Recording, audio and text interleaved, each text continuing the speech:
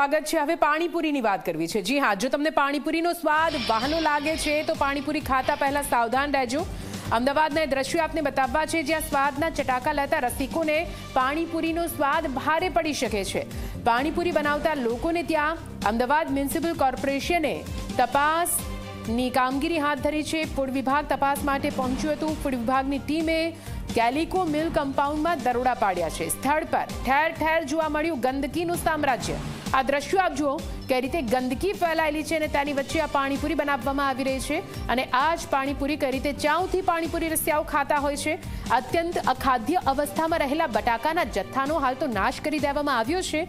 પાણીપુરીના વિવિધ રેકડી ધારકોને નોટિસ ફટકારી દંડ વસૂલવામાં આવી રહ્યો છે।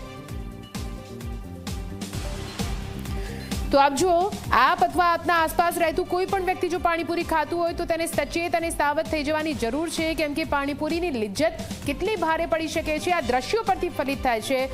ખાદ્ય ચીજ વસ્તુઓથી બનતી પાણીપુરી આપના સ્વાસ્થ્ય માટે કેટલી હાનિકારક સાબિત થઈ શકે છે તેની સાબિતી આ દ્રશ્યો પૂરી રહ્યા છે। આપ જુઓ, આ તમને ગંદકી લાગશે કે જ્યાં ગંદકીના મોટા મોટા ઢગ, ગટરના પાણી અને તેની વચ્ચે કઈ રીતે પાણીપુરીનો સામાન અહીંયા રાખવામાં આવ્યો છે, પાણીપુરી બનાવવામાં આવી રહી છે તેના આ દ્રશ્યો ઝી 24 કલાકની સ્ક્રીન પર એક્સક્લુઝિવ।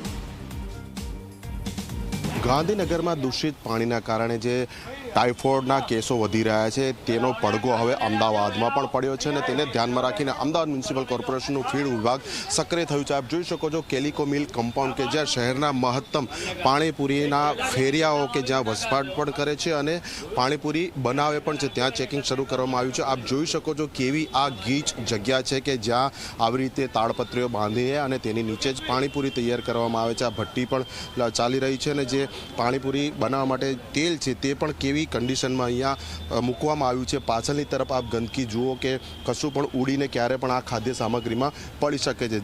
પાણીપુરીના બટાકાનો જે વપરાશ થાય છે તેની સ્થિતિ હું આપને બતાવવા માંગુ તો આપ જોઈ શકો છો અહીંયા બાફેલા બટાકા તૈયાર પડ્યા છે અને સાથે જ આ પાસેનું જે તપેલું છે તેની અંદર પડેલા બટાકાની સ્થિતિ પણ કેવી છે, એટલે સડી ગયેલા બટાકા છે, ગુણવત્તા બિલકુલ પણ ન કહી શકાય ને તેની અંદર પાણી જે છે તે પાણી અહીંયા ક્યાંથી લાવવામાં આવે છે તે શુદ્ધ છે કે કેમ તે પણ એક મોટો પ્રશ્ન છે।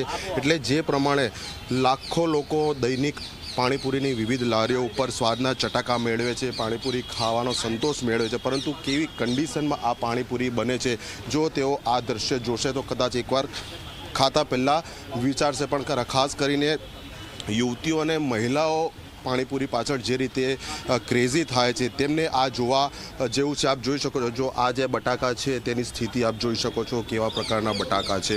આ સાઈડ પર મૂકેલા બટાકા છે તો જે કેરેટમાં મૂકેલા બટાકા છે તેની પણ સ્થિતિ આપ જુઓ। આ કઈ રીતના સડેલા બટાકા છે તેને બાફી અને તેનું જે મસાલો છે તે બનાવવામાં આવે છે અને સૌ કોઈ ચટાકેદાર પાણીપુરી ખાધી હોવાનો હોશે આનંદ લે છે, પરંતુ જે પ્રમાણે લોકોના આરોગ્ય સાથે દેખીતા ચેડા થાય તેવા પ્રકારના આ દ્રશ્યો અહીંયા એએમસીની હેલ્થ ટીમની ચેકિંગની કામગીરી દરમિયાન જોવા મળ્યા છે। એટલે તંત્ર પણ હવે સક્રિય થયું છે। જે પ્રમાણે ગાંધીનગરમાં દૂષિત પાણીના કારણે ટાઇફોઇડ અને અન્ય પાણીજન્ય રોગચાળો વધ્યો છે તેના કારણે એટલે આ ઝુંબેશ જે છે તે લાંબા સમય સુધી અને સતત ચાલે તે જરૂરી છે। કેમેરા પર્સન એસપી શર્મા સાથે અર્પણ કાયદાવાલા, ઝી મીડિયા, અમદાવાદ।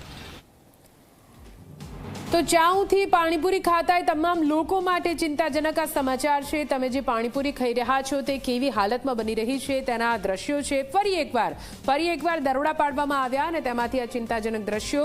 આખરે પાણીપુરી ખાતા લોકો ક્યારે આ દ્રશ્યો જોઈને સાવધ સચેત થશે તે સૌથી મોટો સવાલ છે, કેમ કે પાણીપુરી વેચાય જ એટલા માટે છે કેમ કે લોકો એટલા ચાઉથી એ પાણીપુરી ખાય પણ છે। ગાંધીનગરમાં સામે આવેલા ટાઇફોઇડના કેસ બાદ અમદાવાદમાં પણ પાણીજન્ય રોગચાળા જુદા જુદા વિસ્તારમાં માથું ઉચકતા રહે છે। ત્યારે એકાએક અમદાવાદ મ્યુનિસિપલ કોર્પોરેશનની હેલ્થ વિભાગની ટીમ સક્રિય થઈ છે અને શહેરના કેલિકો મિલ કમ્પાઉન્ડમાં કે જ્યાં પરપ્રાંતીય જે પાણીપુરીના જે ફેરિયાઓ છે કે જે પોતે ગમે તેવી પરિસ્થિતિમાં પણ વસવાટ કરી અને આ પાણીપુરીનો ધંધો કરતા હોય છે, પરંતુ આ દ્રશ્યો આપ જોઈ શકો છો। અત્યંત ગંદકી સિવાય આ વિસ્તારમાં કશું નથી અને ત્યાં જ પાછળની તરફ જોઈ શકો છો ડ્રેનેજનું જે પાણી પાછળ તરફ જઈ રહ્યું છે ત્યાં જ પાણીપુરી તળવાની ભઠ્ઠી લાગેલી છે અને આસપાસની આખી જે વસ્તી છે જે લોકાલિટી છે તે કેવી પરિસ્થિતિમાં અહીંયા રહે છે અને દૈનિક જે રીતે અહીંયાથી જ આ પાણીપુરી બની અને પછી શહેરના જુદા જુદા વિસ્તારોમાં આ રેકડીઓ ફરતી હોય છે કે જેને શહેરીજનો આરોગતા હોય છે એટલે આપ જોઈ શકો છો છેલ્લા કેટલાય મહિનાઓથી અહીંયા કોઈ સફાઈ જ થઈ નથી કારણ કે જે અહીંયા શૌચાલય હોય બાથરૂમ હોય તેનું પાણી દેખીતું અહીંયા જ એકઠું થાય છે અને તેની જ વચ્ચોવચ્ચ આ પાણીપુરીની જે લારીઓ છે તે પડેલી છે અને જે ભઠ્ઠી છે તે પણ અહીંયા પડેલી છે બીજી તરફ સૌથી મોટો પ્રશ્ન એ છે કે અહીંયા અત્યંત ગંદી સ્થિતિમાં જે લોકો રહી રહ્યા છે તેમને વાપરવા માટે પીવા માટે ચોખ્ખું પાણી નથી મળતું તો પછી જે પાણીમાંથી પાણીપુરી બનાવવામાં આવે છે જે ટેસ્ટી પાણી આરોગીને લોકો ખુશ થાય છે તે નો સપ્લાય ક્યાંથી થતો હશે તે સૌથી મોટો પ્રશ્ન છે એટલે આપ જોઈ શકો છો હજી પણ જ્યાં નજર કરો ત્યાં ફક્ત ને ફક્ત